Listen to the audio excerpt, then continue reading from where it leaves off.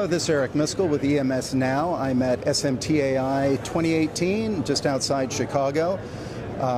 This morning I'm at the Cogiscan booth with Greg Benoit. Greg, thanks for taking time this morning to speak with us. My pleasure. Why don't you start by just telling the readers, the audience, kind of your elevator pitch about what Cogiscan does. Sure. So Cogiscan, we've been around for about 19 years in the electronics industry. We focus strictly on electronics assembly, providing primarily software solutions, but also some hardware add-ons as well.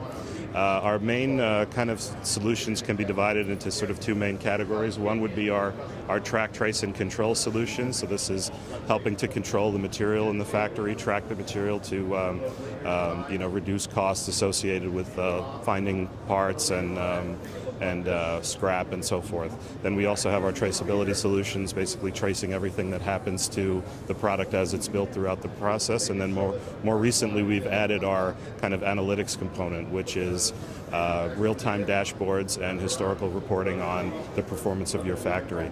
The other stream would be our kind of connectivity solution, which is a middleware solution that really is becoming more and more of a focus for us as kind of Industry 4.0 becomes more of a reality in our industry and so on. And that's an interesting point on the connectivity, because Industry 4.0 is quite the buzzword in the industry, yeah. But it means different things to different people, and there are multiple solutions. So what's your view of it? What are the stumbling blocks? Well, really the main stumbling block, the first step that everyone has to get past is really the connectivity piece.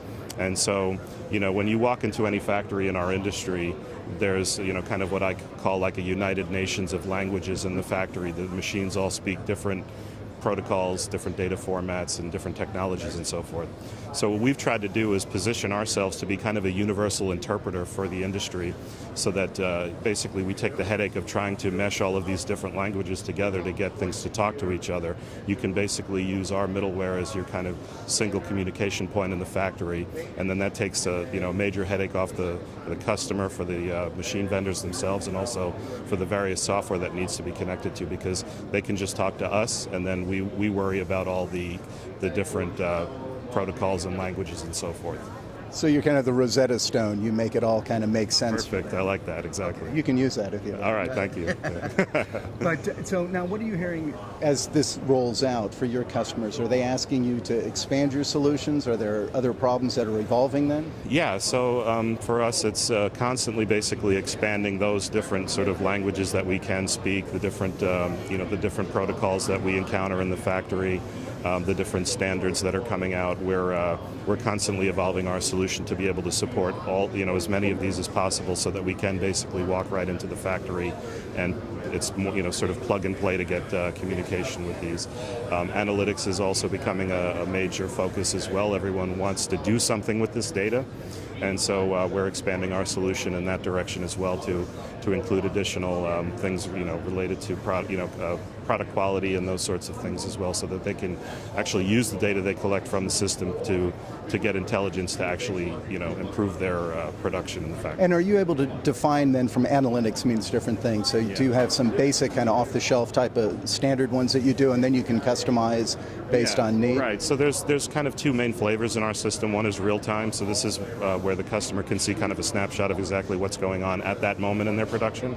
And then that will tell them, kind of how they're doing versus their targets. And then the other one is kind of the historical side, where they can actually, pull up some web-based reports and do comparisons over time from the last month or however long of production and so forth, and then go back and do sort of trend analysis and see, okay, where do we need to readjust things to basically get better performance.